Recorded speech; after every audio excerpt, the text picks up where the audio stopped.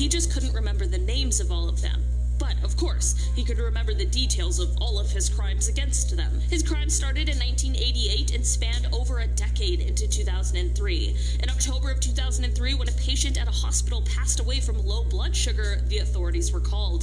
This person was Charles' final victim, and authorities began looking into him and investigating his past employment history. On December 12, 2003, authorities were arresting him and charging him with only one count of his crimes, but he ended up admitting to 40. He ended up pleading guilty to his crimes and arranged a plea deal where authorities would not seek the death penalty if he cooperated. During one of his court proceedings, he continuously asked the judge to step down and apparently repeatedly chanted for 25 minutes straight, even after he was restrained and gagged for his outbursts. It is thought that his victims might be up in the 400 range, which is truly just unbelievable. In our number 5 spot today, we have John Allen Muhammad and John Lee Malvo. This pair is referred to as the DC Snipers, and they were responsible for a series of coordinated attacks during a 3-week period in October of 2002. The pair took the lives of 10 people and critically injured 3 others during this spree, although their crimes spanned even before this and involved even more people.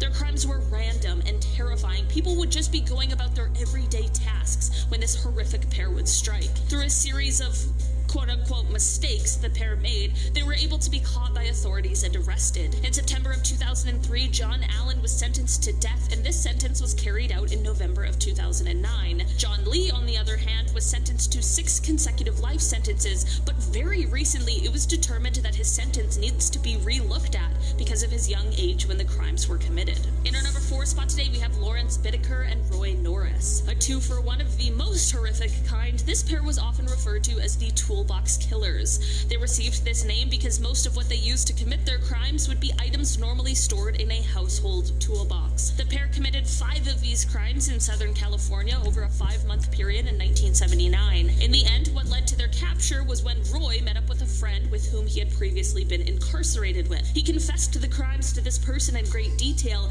and you know what this person did? They consulted their attorney about this horrifying confession, who then advised them to go to the authorities with the information.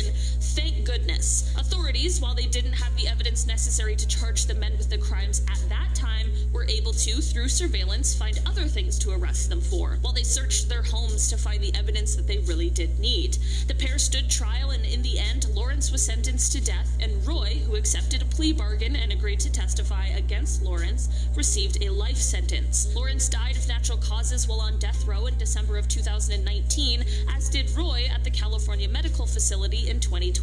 FBI Special Agent John E. Douglas described Lawrence as the most disturbing individual for whom he has ever created a criminal profile. In our number 3 spot today, we have Robert Hansen. Robert is often referred to as the Butcher Baker, and his story truly is horrific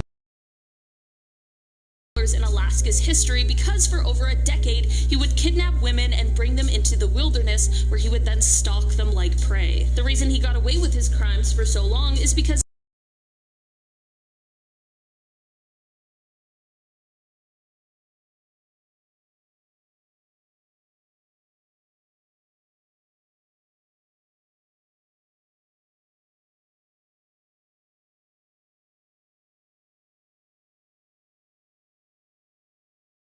warrant for Robert's property, which is where all the evidence they needed lied. Robert is believed to have taken the lives of at least 17 women, and in 1983 he was sentenced to 461 years and a life sentence without the possibility of parole. In our number 2 spot today, we have William Bonin. This horrible person is said to be responsible for taking the lives of 21 young men in Southern California from May of 1979 to June 1980. It is said that on at least 12 of these occasions, he was assisted by one of his 4 known accomplices,